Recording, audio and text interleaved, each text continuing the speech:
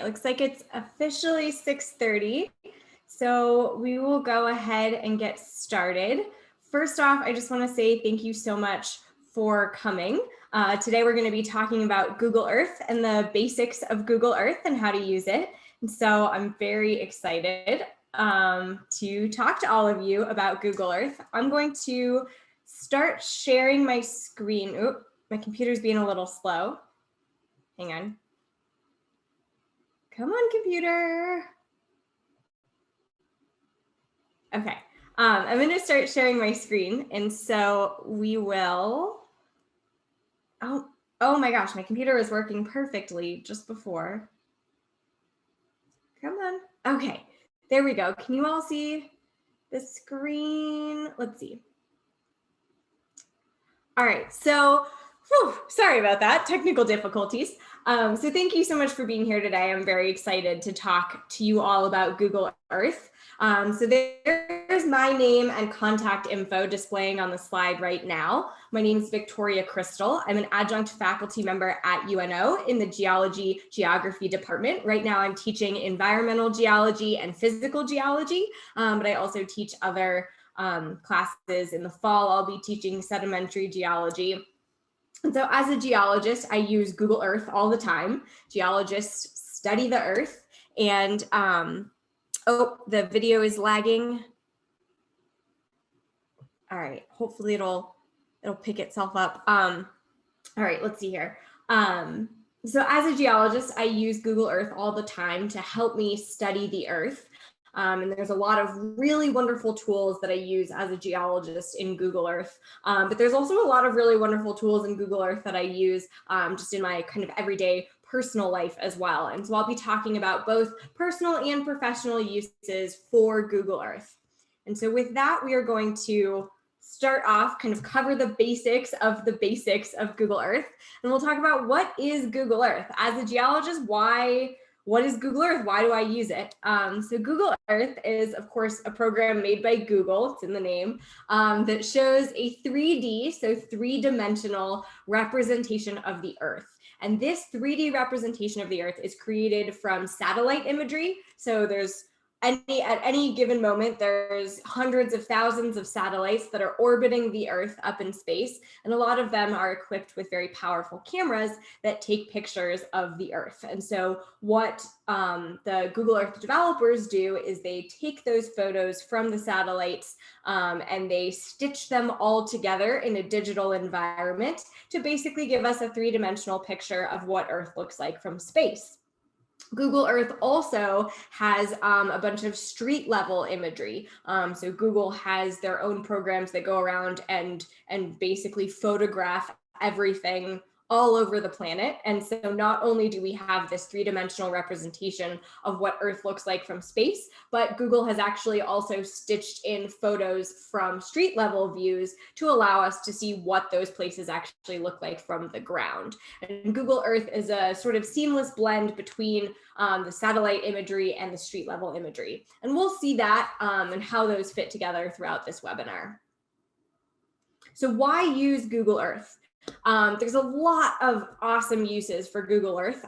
So kind of the first and foremost up here, this first one on the list, is to view places as they appear IRL, or that's internet speak for in real life. One of the things that I use Google Earth for all the time is if I'm going somewhere, I'm driving somewhere or visiting somewhere that I don't know what it looks like, I'll go on Google Earth and see what it looks like so I know what to expect. Like the first time I ever visited UNO's campus, I wanted to know what to expect, and I knew the buildings that I needed to visit and the people I needed to talk to. And so I went on campus and I found exactly, okay, I'm gonna walk from this building to that building. So then when I got there and I had some meetings, I knew exactly where I was going and it wasn't a surprise.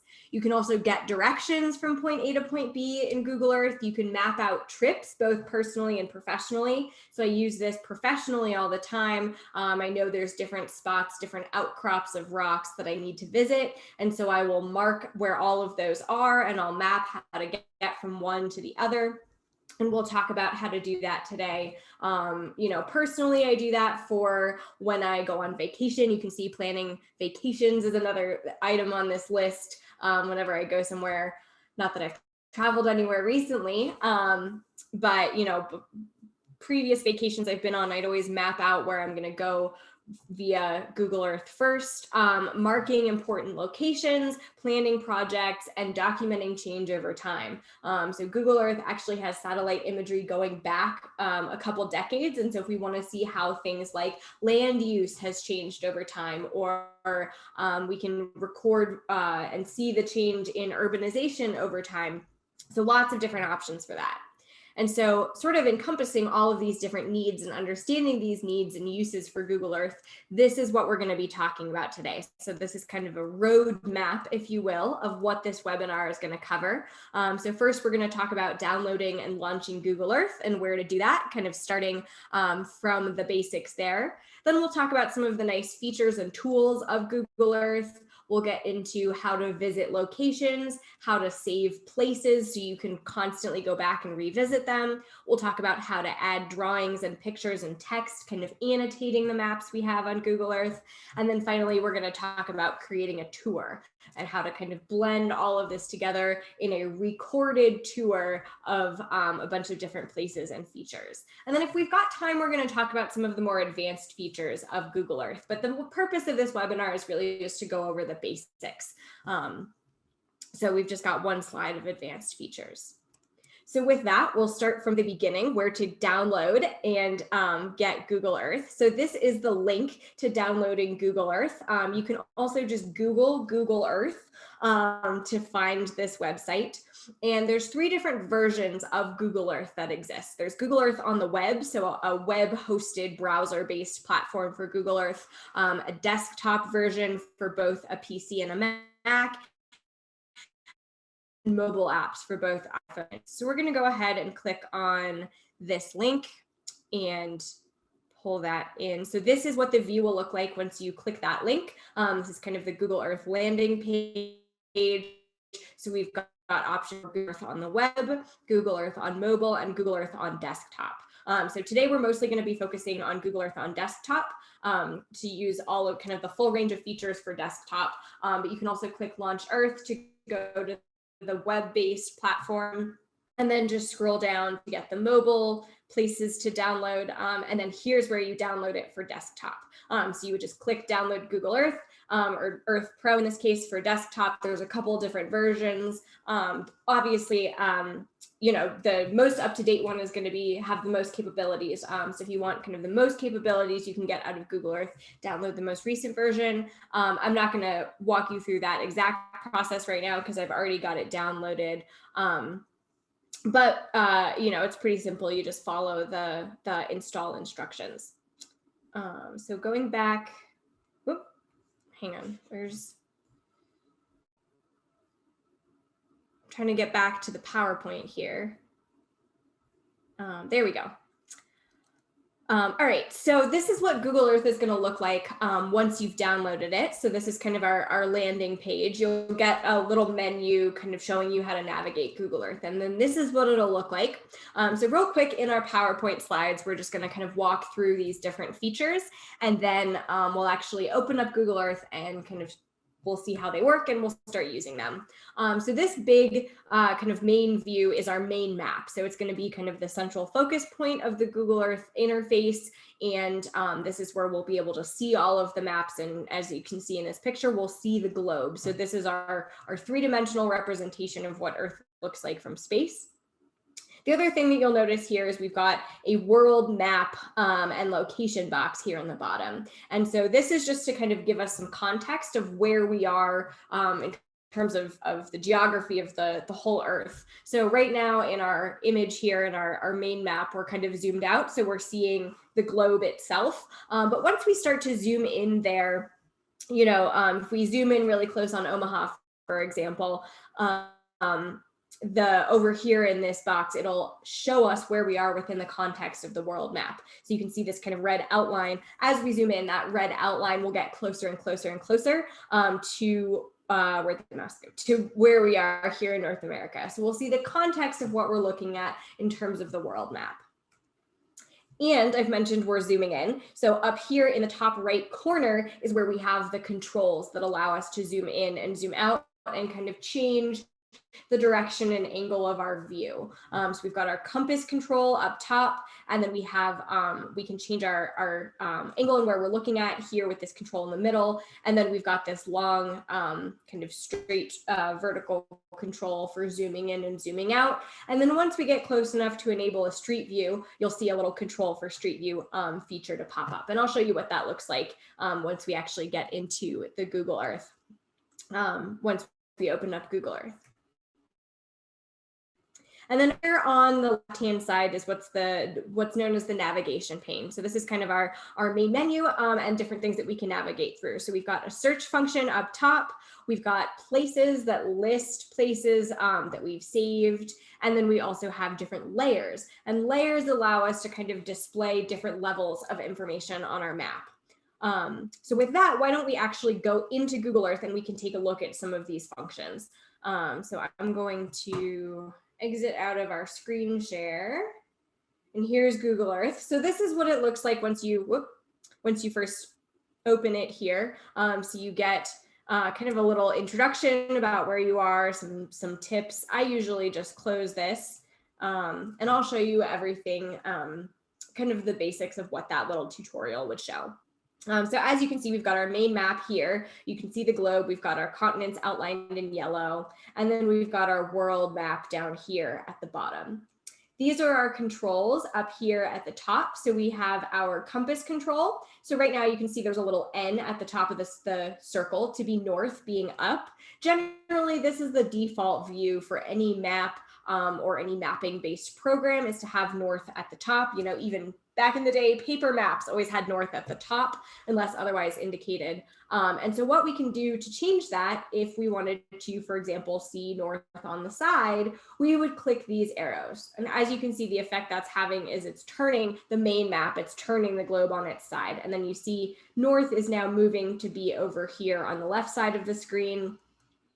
So, you know, just in case we wanted a view with east at the top. And then to correct it or to restore it and go back to our view with north at the top, you can just double click north and it'll flip back to the top. And then this button here, like I said, this controls the angle that we're looking at. So if we want to look kind of way down at the globe or way to the side, way west, you can also, you see there's a little hand here. You can also click on the map itself and drag it around. It has the same effect as using this middle button. And then this is where we have zoom. So if we want to zoom in, you just click the plus. If you want to zoom out, you just click the minus. If you want to go to a specific spot, you can just double click it and Google Earth will zoom in there for you. So those are the controls over here. And then once you get close enough, we'll just zoom in here on Nebraska, since that's where we're located. Once we get close enough to where we would be able to use the street view capability, you see a little person icon up here, and you just drag that little person anywhere that you want to see a street view. And so you see kind of roads pop up there, and if you drag and drop it, there we go, we're zooming in on the middle of a field in Nebraska. And then to exit out of Street View, you just click this button that says exit, and it'll take you back to your satellite imagery where you can zoom out from further. And then as you can see in our world map, what's happened is we've gone from having a big red box all around the whole world when we were super zoomed out to now that we're just focused in on a spot over Nebraska. You just see a little X right there in the location where we're looking at on the map. So this just gives us some context. You know, here we're looking at some fields, and then if we look down here at our world map, we know, oh, we're in the middle of North America. So here is the navigation pane over here on the left that I was talking about. So as you can see, we have our search bar, we've got something that says places, and then we've got something that says layers. So searching is, you know, pretty self-explanatory, just a search bar to search for locations. And Google Earth will recognize the name of something. You can type in the name of a place to find it. So for example, if we wanted to find where the do space is located, we can just type do space, and there it is. It pops up, click on it, click search, and then Google Earth is going to automatically take us to see the do space. So there we are, we're zooming in on Omaha, and we are zooming in on the do space location right there. The other thing you can do is you can search for an address. So for example, if we, wanted to know what building is located at, what is it, 7205 it's not showing up there, Dodge Street. We could click that and search for it. And then there we go. We are zoomed in, still in the do space. That's the address.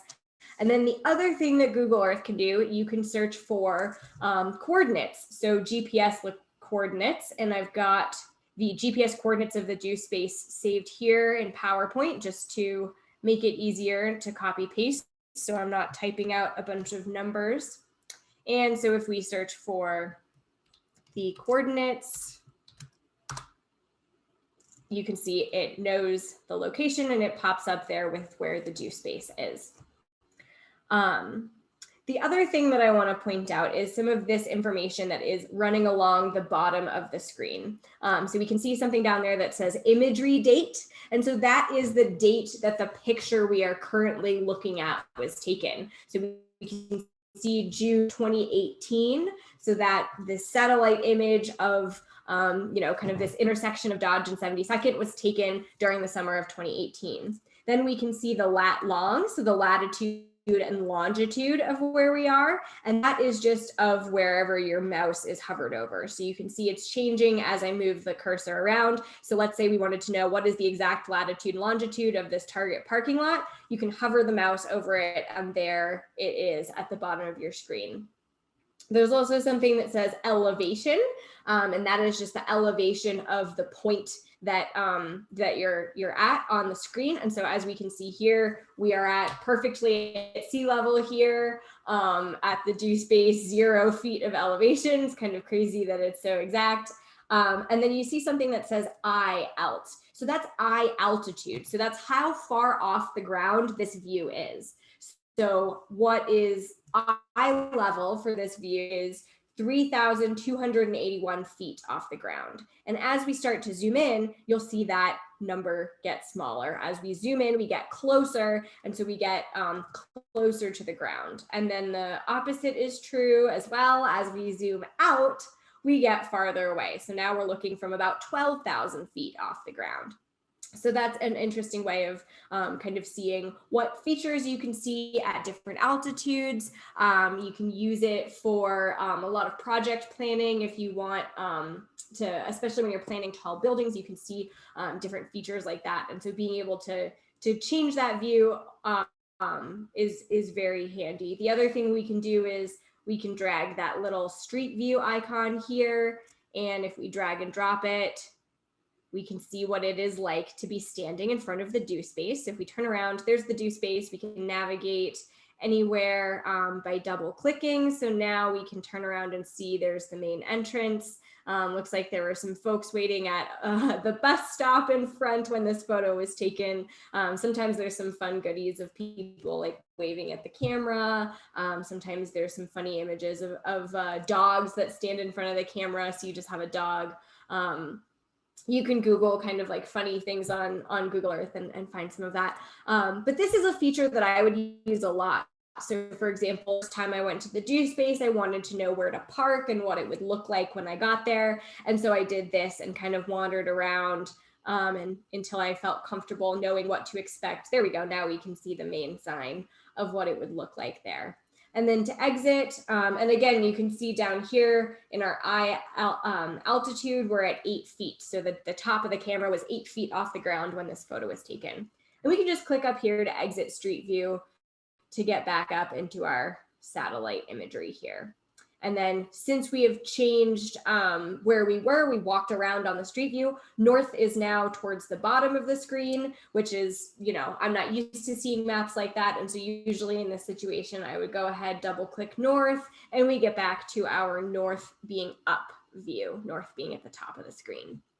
So over here are my places. And so this is, you can save places here, which we'll talk about how to do it. But this is organized very similar to like your file browser on your computer. You have different folders. As you can see, I've got some geology maps.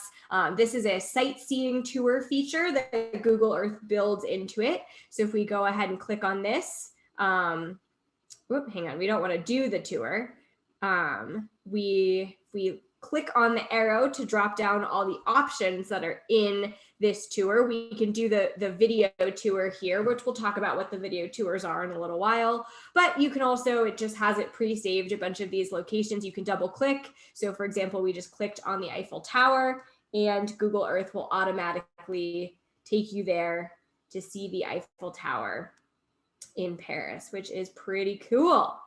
And then you can do others that are saved in here. So if we wanted to visit the Grand Canyon, we can just click it and Google Earth will take you there right away, which is pretty cool. So you can save places in here, anywhere that you visit pretty regularly that you're gonna wanna come back to, you can always save here. As you can see, I've got a bunch of different folders. I take my students on virtual geology field trips. So for example, I've got this NCAR virtual field trip in Boulder that takes us to the National Center for Atmospheric Research. So if I double click on that, it'll automatically zoom us in here.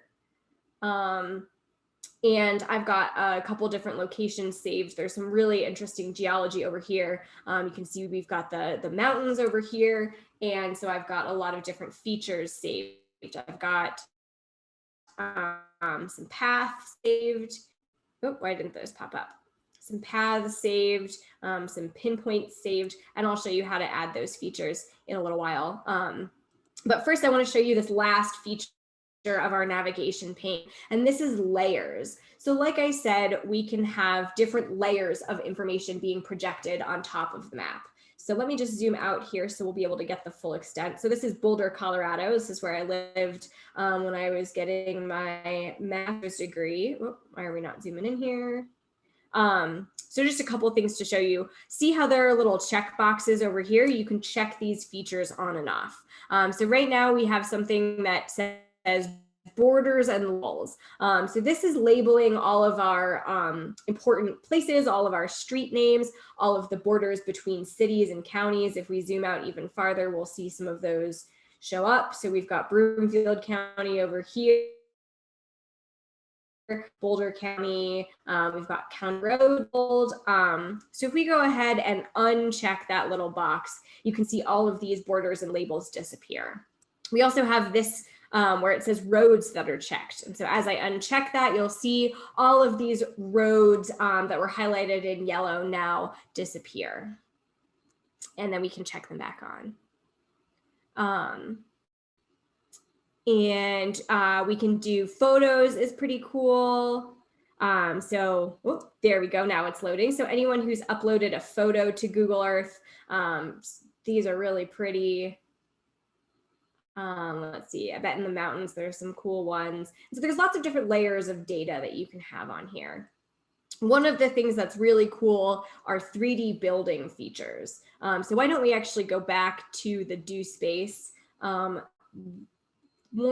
of the cool spaces where we can see some of these 3D building features is at UNO. So kind of just down the road here. So we've got our 3D buildings checked, and you can see as we start to zoom in, the 3D buildings or the buildings depicted on campus, instead of just being a flat photograph surface, will actually start to pop out and be three-dimensional. You can see, you know, the clock tower there is sticking out really nicely three-dimensionally. If we uncheck that, you can see it just kind of disappears into the background of the flat photo. And so having this really gives that next level of what the infrastructure actually looks like in different places. And lots of cool features that we don't have time to play around in all of them, but we have some weather features. We've got some more gallery features that we can turn on and off. Lots of great information that can be in the layers. One of the things that I do as a geologist is I will put an overlay of a geologic map, which I'll show you in a little bit when I teach you how to make overlays. So lots of cool features that we can do. But with that, why don't we start to navigate into some of our other toolbars. So here, I don't want the zoom. I don't know if you all can see this, but Zoom is like dropping down the menu for audio and go away. All right, I'll just pull the screen down a little bit. So these are some toolbars that are at the top of the screen here. So this one on the far left we'll make that left pane disappear. So if that's kind of a pain to be seeing, we can just hide that. And then as you notice, the search function still appears there. So we can still navigate back and forth from searching to looking at the map. This button right here is how we add place marks. So this is how we save places. So let's say, we want to save this spot on Rose Blumpkin Drive. So we drop the pin. You can see the latitude and longitude of the pin show up. We have the name that you can change. So we'll just change this to Rose B Drive.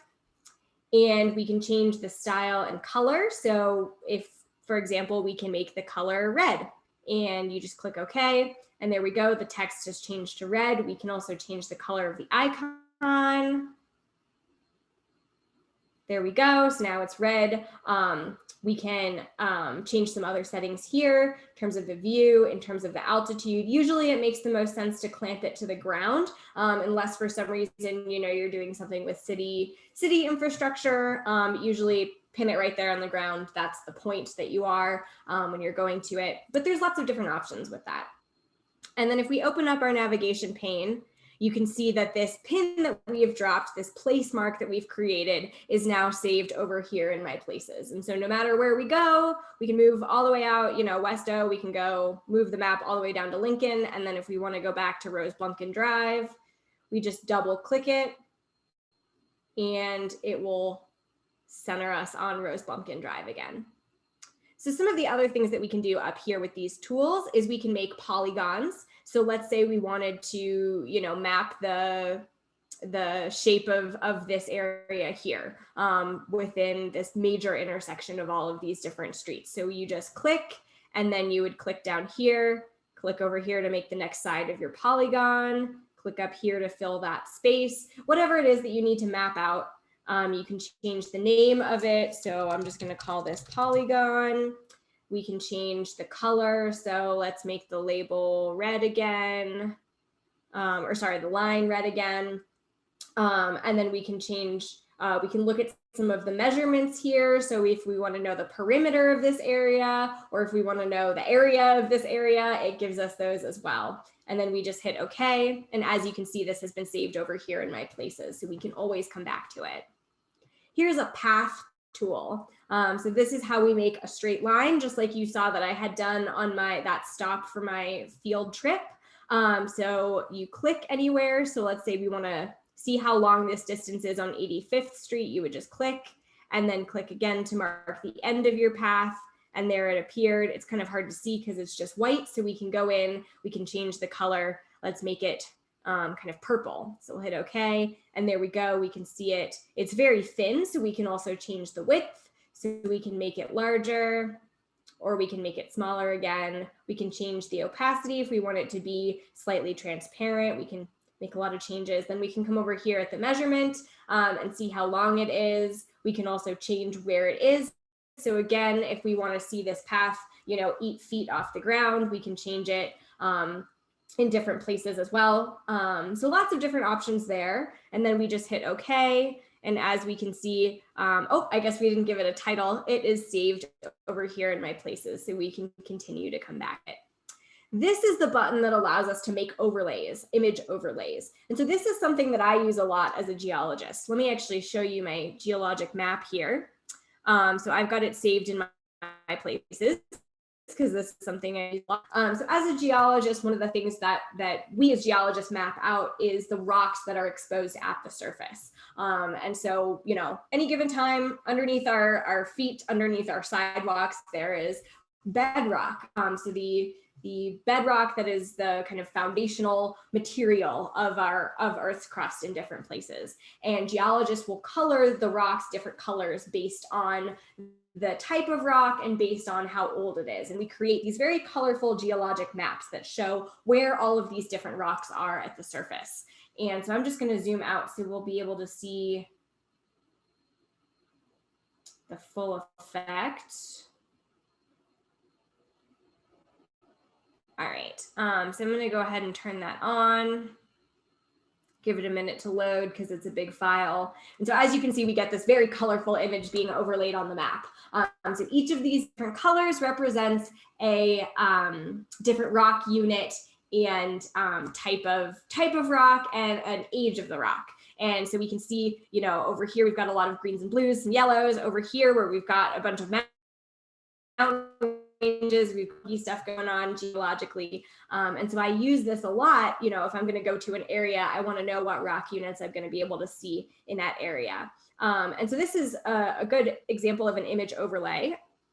I'm going to turn that off. We'll zoom back in here in our kind of 70-second and dodge area, and I'll show you how to do an image overlay. So you basically just click on this tool here and you can name it. So I'm just going to do a picture of the dew space, and then you hit browse if you want to get it off of your computer. Got a bunch of files here. Got some pictures of Omaha saved specifically for this. And so we'll do picture of the dew space. And as you can see, it projects it right there. We can change the transparency. So right now it's just the image, but if we wanted to be able to see kind of 50-50 of the image and the underlying imagery, we would change the transparency and then hit OK. And as we can see, that has shown up here in our My Places, so we can checkbox it on and off when we need to see it and not. This button right here is what helps us make tours. So we'll talk about that in a little while. This is a really awesome feature. So this is the historical imagery aspect. So like I said, we've had satellites up in space taking pictures for years and years and years. And all of these different satellite images are saved in Google Earth. So like we were looking at earlier, at the very bottom, which now I can't see because my toolbar is in the way. There we go. So right now we're looking at a picture that was taken in December of 2016. And if we wanted to see a picture that was taken way before that, we would just click this little time icon up here, and then we get this little sliding scale that appears. And so we can just slide this little arrow as far back wherever we want, and then the date of the image shows up. So this is December of 1999. We can go back farther. Here's December of 1993. We can also zoom in. So this is kind of a far view, but we can zoom in. And this is one of the most interesting features to see how urbanization and urban development has changed over time. So we can go back. The oldest image here is 1985. As you can see, it's very blurry because we didn't have the capabilities for as high resolution images as we do now. But as we go forward in time, here we'll go to 2003. We can go to the early 2000 teens, and then we can go all the way back to the present. And so you can see how some of the development in the area changes over time, which is really interesting to see. And then just press the little X to get rid of that. This feature shows you, oh yeah, as it's showing, if you just hover your mouse over it, it'll tell you more about what these tools are. So this is what shows the sunlight across the landscape. So again, it's a sliding scale. So here's the date and the time. So it's 6:03 p.m. It's, you know, sun setting. And then if we kind of move back, here's what the sunlight looked like across the landscape this morning at 11:19. Here's what it looked like in the middle of the night, pretty dark. And as you can see, we still have all of these features, these layers with roads and photos and everything that's checked. So if we wanted less icons here, we could just uncheck that. And we can see how the sunlight has changed throughout the day and throughout the seasons. This feature right here that's got the little planet changes what planet we're looking at. So this is Google Earth, and so we are mostly concerned with the Earth, but we can also look at the sky. So we can see all of the different stars and galaxies. Woo, I'm zooming in real fast. Solar systems, you know, beautiful, beautiful space images. We can see Mars. Give it a second to load. Loading Mars, there we go. So now instead of having a three-dimensional Earth, we've got a three-dimensional Mars. And then we also have the capabilities of doing that for the moon. But we're gonna stick with Earth since we live there. This feature is really, I'm gonna zoom in just to be able to use this feature a little bit better. So this feature is a measurement tool. So this allows us to pick any points on, usually 2 points, but we can do polygons as well. Any points here on the map, and it'll measure the length between them. So if we click, we'll get this little bullseye icon. We'll click here, and then let's say we'll click all the way down here in the Appalachians. And this will show us the length. So we can do it in meters. You know, that's a lot of meters. If we want that in something that's a little more relatable, we can do miles. Okay, it's 1,000 miles or 1,200 miles, more manageable in terms of just thinking of big numbers. You know, we can, if we want to we could change it to nautical miles. Not that that, you know, makes much sense here on land.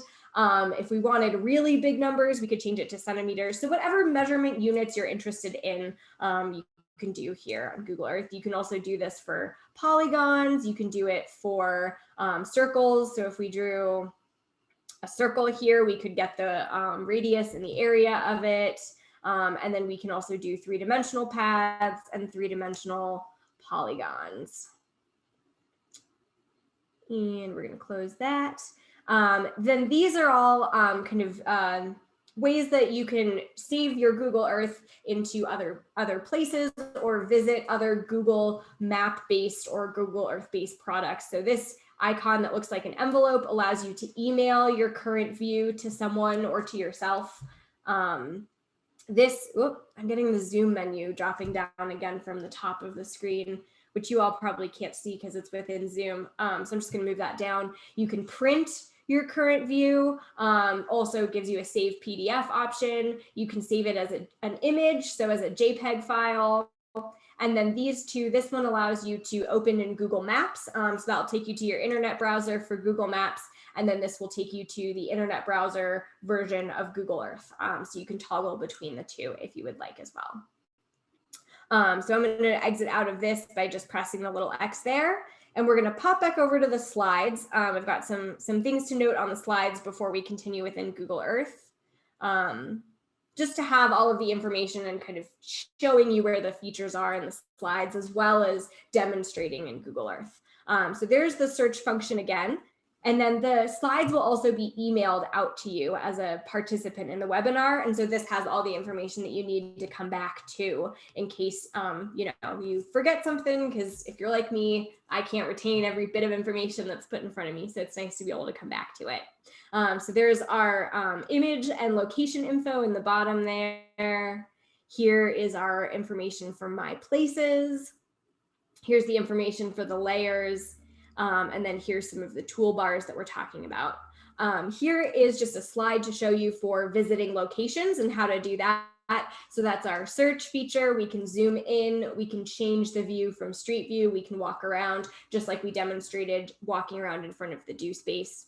We can save places. We can create our drawings using the place mark, the polygon, the path, and the image overlay tools. And now we're going to get to creating a tour. So a tour is that little button that I showed you up here that looks like a video camera.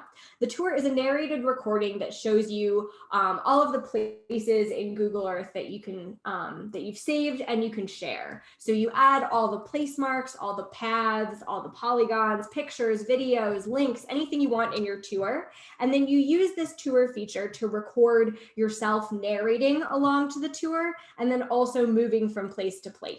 So it records what's happening in your map as well as your audio that you're speaking into your microphone. I was going to say camera. It's getting late in the day, my brain. That you're saying out loud, just like we are in this webinar, and it's being recorded. So I do this a lot when I go on vacation and I take some really cool pictures or videos, or I just want to remember information about tours that I went on or something like that. And so I made a tour in Google Earth, just a really short one to show all of you an example of what tours look like. And then for the rest of the webinar, we will put together our own little tour of Omaha as a demonstration of how to do that. So we'll go back to Google Earth here. And so I have saved it all in my places over here. So I'm going to hide the GeoMap. And then, so these are what we've saved so far. And as you can see, I've got a folder here that says New Zealand trip. So I'm going to go ahead and check that whole folder, which once we drop down the menu, it turns on all of these different place marks and paths and things that I've saved as part of this tour. And then as we scroll down, we'll see this little video camera icon. And so this is the tour, the audiovisual tour that I made. So we'll watch it and as an example of what a tour is, and then we'll make one together. So I'm gonna select it here. You see it shows up down here. I'm gonna tell you all about a trip that I went on to the Cook Islands, New Zealand, and Australia in 2018. So I flew from Denver all the way down to the Cook Islands following the white path there you can see on Google Earth. And we got to the Cook Islands. We first went to Rarotonga. That's the biggest island. When we got there, we saw the most amazing view outside of the airport. There was a palm tree and a beautiful beach. Then we went on a hike where I saw a very, very big leaf. I've never seen a leaf that big. Then we went to Murray Beach. At Murray Beach, I went snorkeling with Ariki Adventures. You can check out their website right here. Then we went to New Zealand. We followed this red path all the way to Christchurch.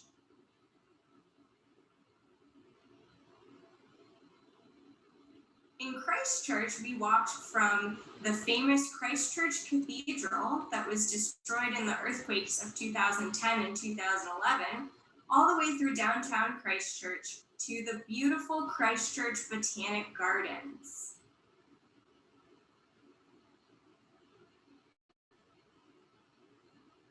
Then we went up here to Kaikoura, where we went whale watching. There's a video of one of the whales that we saw and a couple pictures here.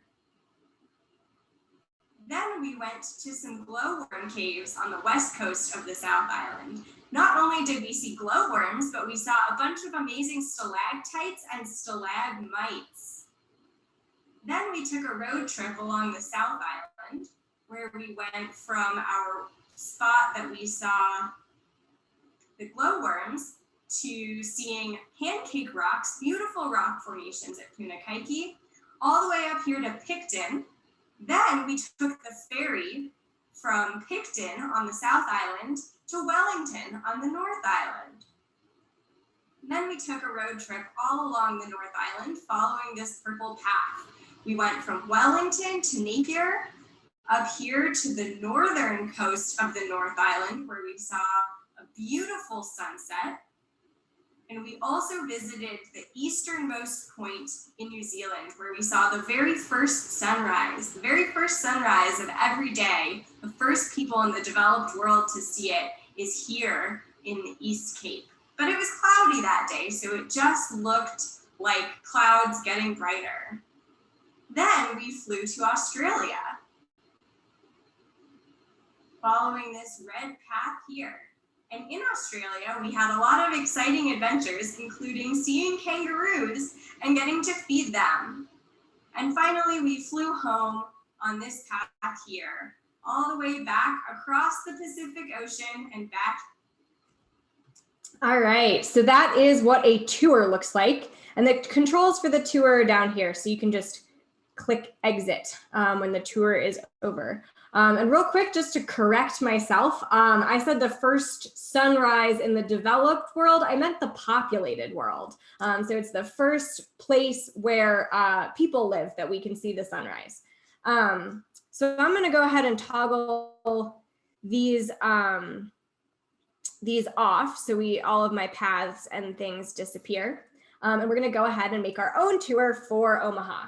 So we're going to just kind of center ourselves back on Omaha with this very handily placed pin that we dropped earlier. Oh, and I just took a look at the Q&A while the tour was going. Thank you, Edward, for pointing that out. You're right, it's not sea level, it's ground level.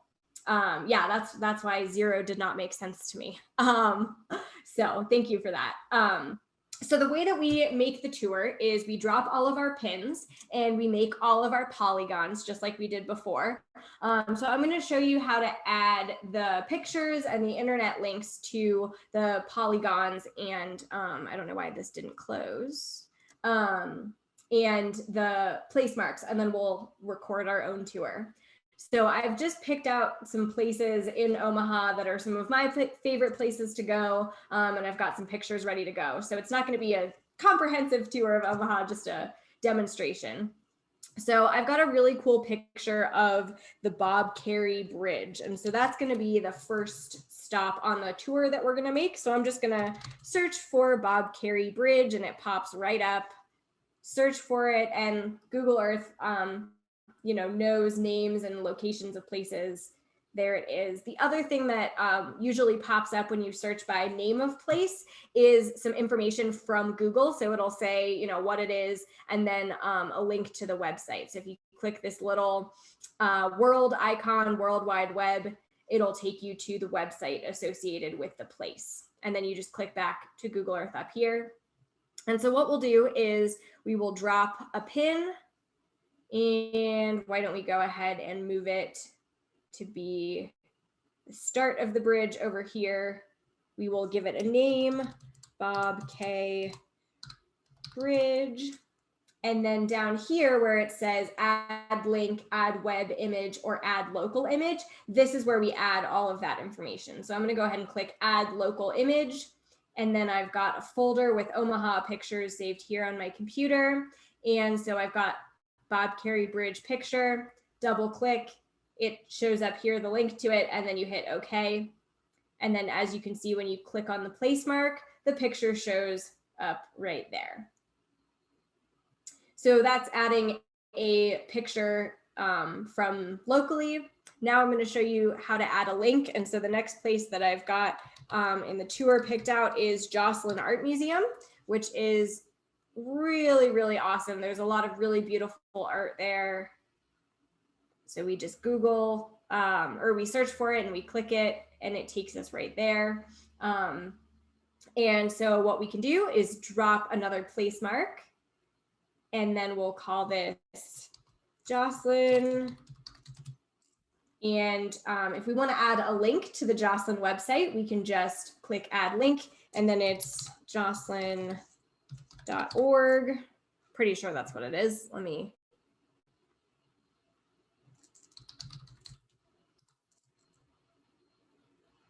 Yep, joslyn.org. And so now we've got that information. We can click OK. And then we can add a local image.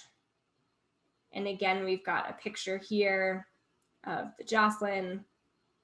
Save it, hit OK. And then when we click on our point, there we go. We've got a link to the website and a picture. So if we wanted to, we could click that website and it usually would just open. There we go. Now it takes us directly to the Joslyn website, and then we can just hit back to Google Earth. So now let's say we wanted to add a path. So we're just going to go, I'm going to search for UNO. We'll just do this one.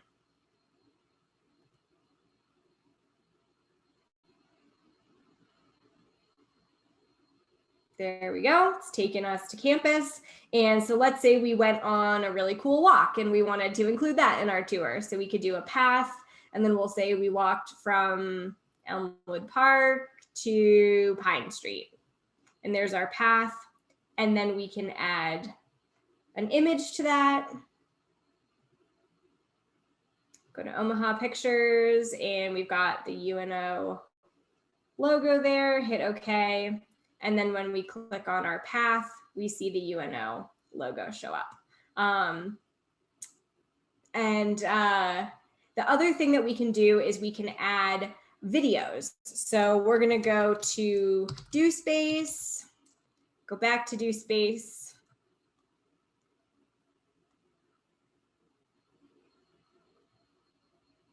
There we go. We're back to DoSpace.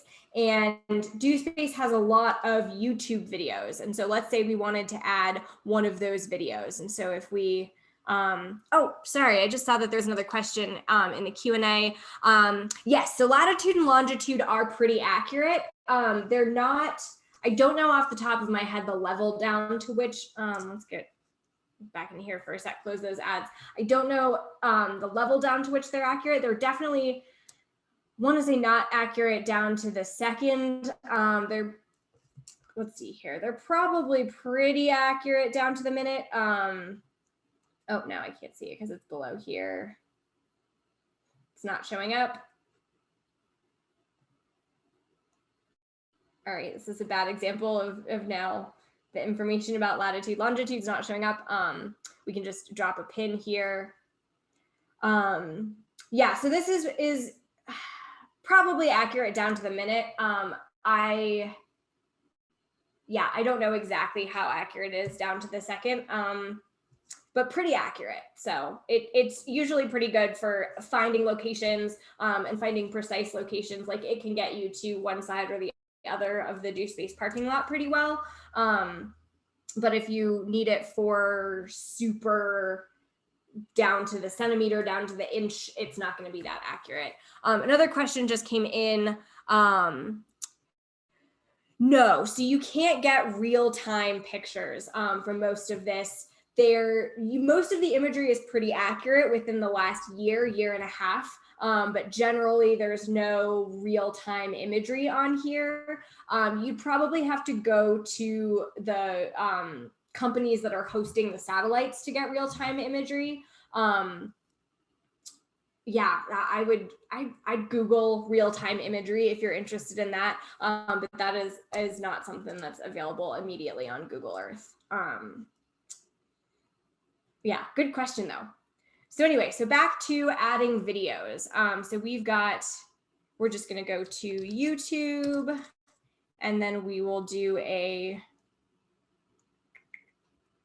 internet's being a little slow. We're gonna do a search for DoSpace. There it is. I look up DoSpace videos all the time. And so the way that we do this, for example, let's just click on this, this video here about DoSpace. So the way that we do this, the way that we'll embed a video into our Google Earth is we hit share and then we hit where it says embed. And then you select all of this text and then just do Control All or select all and then copy. And then we go into Google Earth, drop a pin. And then in this text box or this box where you can put text, just paste it. And then we're gonna call this DoSpace, hit OK. And then once we click on this pin, give it a second because video files are kind of large. There's our video that we can watch. I was looking for. We can watch our video there. And now, since we are getting close to the end, we'll go ahead and I'll show you how to record the tour. So as you can see, all of our pins have shown up here in the My Places. So our tour is going to start. Oh, good question from Paul. Yes, you can add your own picture. You know, any pictures that you have, you can add. So what you do, we'll drop another pin because we already have a picture for the Bob Carey Bridge. It's just add local image. So local is meaning local to your computer. So you just click that. And then this is your file browser on your computer. And so any pictures, you know, I've got some scanned images, I've got some pictures in there. Any pictures you have saved on your computer, you just add it that way. And then the add web in image, I realized I didn't talk about that. This is just adding any picture on a website. So if we open up the internet and then we do a search for DoSpace, which apparently I spelled wrong. And then we go to images. We can just copy paste this link, copy link address, and then we can just put that here, paste. And then there we go, we've got that link in there. And then we'll get, I don't know where that pin ended up. Here it is. Nope, that image isn't showing up. Maybe my internet's just slow, but then the web image will show up there. So, Oh, question. How often does Google Earth update itself? Let me click answer live. Sorry, I keep forgetting to do that. They update Google Earth as a platform very frequently. In terms of where the imagery is updated, it kind of changes. So they update different places with different imagery pretty frequently, but it's not sort of a set rate that I know of. So it's every year, every couple months, depending on the place. Let's see, we can actually just check that via historical imagery here. So we've got our most recent one, looks like it's in September of 2020. And then we've got February of 2020, July of 2019, August of 2018, January of 2018, May of 2017. So it's every couple months, every year. Kind of just depends. It's going to be different for the area. It depends on when the photos are being taken, what time of day, how high resolution the photos are. Yeah, so I don't know if it's a set rate, but it's pretty frequently. Like here, you can see this is there's kind of some cloud cover here. The water is showing up. You can see kind of the, not rapids, but kind of the movement of the surface of the water. And so different levels of image or different images will be touched up with to different levels too. So cloud cover is usually removed. Oh, there's a cloud. You can see not every single cloud is removed. Generally, you want a picture that's taken on a really clear day. Otherwise, you're going to get shadows from clouds like this. So it just depends on what imagery is available and to what level it is, good images that you can see a lot in. So good question there. So with the last couple minutes, I'll show you how to record the tour. So you just click this record tour button, and anything that you do on the screen is going to show up once you start clicking this red circle button that means record, but your mouse itself won't. And so that's how you can go from centering on different place marks. You just double click and it will center on the place mark. And so when you hit record, it's going to start recording whatever movement is happening on your screen. And then you hit this microphone button to start recording your audio. So I'm going to start recording the screen and recording the audio. So we can say something like, "This is the Bob Carey Bridge. It's really fun to walk on. One day I visited the Bob Carey Bridge. Then I visited the Joslyn Art Museum." And you'd come over here in My Places, double click on the pinpoint for the Joslyn. It's going to take you there, and it's recording this. And so it's going to record us going from Bob Carey to Joslyn. You can say something like, "There's a link to the Joslyn website and a picture, from the front, of the front of the building." After I went to the Joslyn, I walked around UNO. And it takes you there. You can say, "There's the path that I walked on, from Elmwood to Park, or to Pine Street." Then we went over to the Do Space. And we learned about technology for everyone. And then when you're done with your tour, you just hit the stop record button. And then you have your tour here. You can say something like, so now it's playing. Bob Carey Bridge. It's really fun to walk on. One day I visited the Bob Carey Bridge. Then I visited the Joslyn Art Museum. And you'd come over here in My Places, double click on the pinpoint for the Joslyn. It's going to take you there, and it's recording this, and so it's going to record us going from Bob Carey to Joslyn. You can say something like, "There's a link to the..." So as you can see, it records everything that's happening on the screen, but it doesn't record your mouse. So like you saw when I pointed out to you all, the listener, the audience, click on the Joslyn over here, the listeners or the viewers of your tour wouldn't see the cursor move around. And then sometimes when the internet's really slow, it's slow to load the images, but they're in there. So once you have your tour, you can either, if you don't like it, if you messed up what you wanted to say, just click the X and it deletes it. But if you're happy with it, click the save icon and you can title the tour. So we can call this Omaha Tour. Click OK, and then it's going to show up over here in your places. And so that's how you would play the tour, just like I showed you with my New Zealand tour. You just double click and it plays. And so with that, we are about out of time. Real quick, we'll just pop back over here into the slides. So I do have showing you how to save different places. So if there's a place or a path or a place mark or a folder full of all of those that you want to save to your computer, you just do file. Here, I'll just show you instead of showing on the slide. So let's say we wanted to save this path or email it to someone, save it for someone else to open in Google Earth. You right click and then you do save place as. And then you save it wherever you want to on your computer, and you save it as a KMZ file. And then you can open a KMZ file in Google Earth. You could email the KMZ file, and a friend of yours could open it up on their computer in Google Earth. That's how I share tours of vacations with friends and family. I send things via KMZ files. And then I've got one more slide to show you all. This is the advanced features. So just some cool things that you can do with Google Earth. You can do a flight simulator. You go up to tools and then enter flight simulator. You can use Google SketchUp to build three-dimensional objects and import them into Google Earth. You can make presentations that are kind of similar to a tour on the Google Earth web platform. And then Google Earth came out with a VR program, so virtual reality for any of the virtual reality goggle sets that you can get. And there's so much more. So this is really just scraping the surface.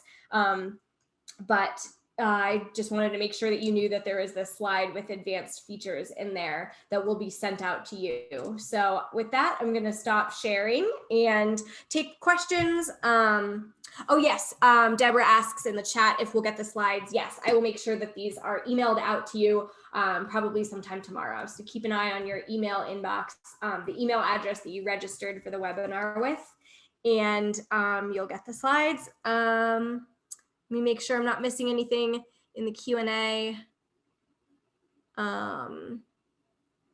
Yeah, so feel free to ask more questions. Feel free to head out if you've got other stuff that you've got to get to. Thank you so much for your time. And again, feel free to email me if, so my email address is on those slides. It's just vcrystal@unomaha.edu. So feel free to email me if you've got more questions, and have a great rest of your evening. Oh, and you're welcome for the slides. Feel free to reach out if you haven't received them, but I'll make sure that those get emailed out to you.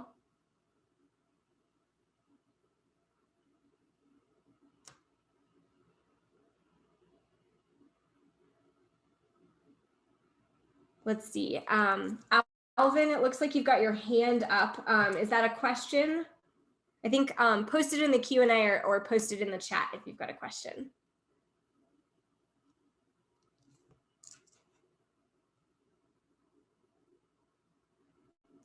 Make sure I'm not missing anything. Oh, awesome that we have visitors or webinar attendees from the Philippines. That's awesome. I love it when webinars can connect people from all over the world.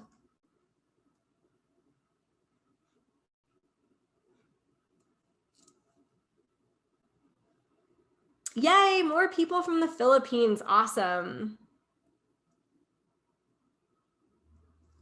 There's something so cool about giving a webinar about seeing the Earth, and then we have people from all over the Earth that are learning about how to see the Earth.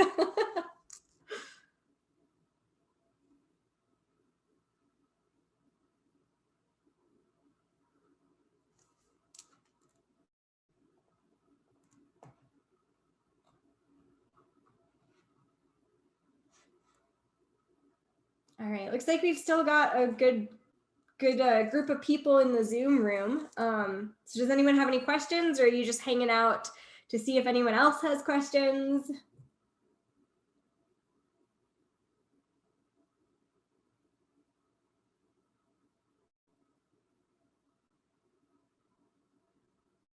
Thank you all for attending.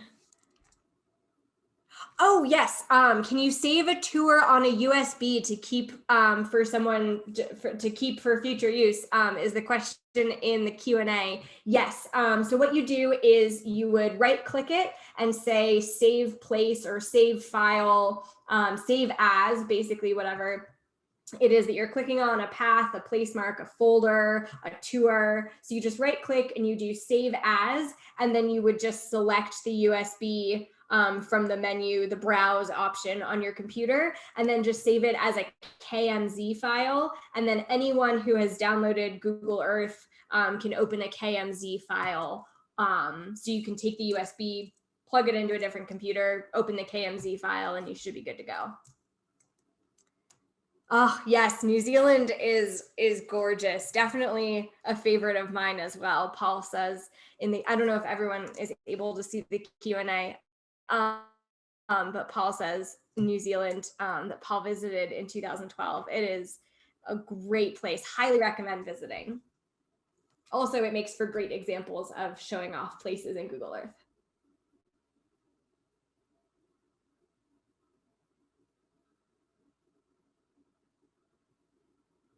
All right, any last questions? Oh, good question in the chat. I did not visit the glowworm caves as part of my research. I don't really study caves at all. I was in New Zealand studying, I was actually studying some of the volcanic rocks, but glowworm caves just sounded so cool that I had to go tour them. So it was just purely for fun part of the trip, because glowworms are super cool, caves are super cool. So it was just a fun trip.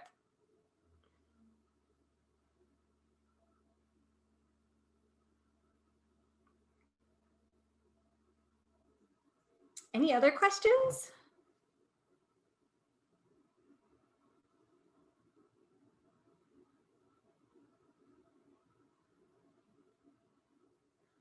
All right, well, so I'm not teaching any upcoming classes, but the DoSpace is offering a bunch of awesome webinars.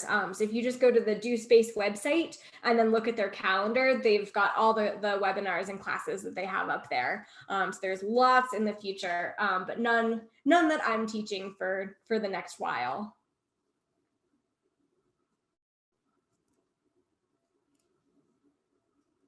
Something in the Q&A. Thank you so much for sharing. You're welcome. I'm happy to, I could talk about the Earth all day.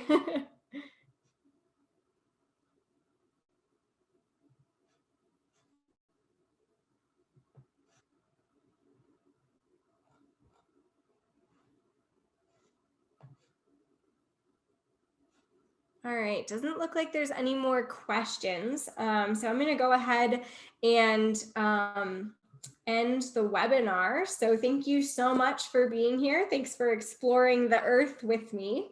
And I hope you learned something and can use Google Earth for your next project. Bye, everyone.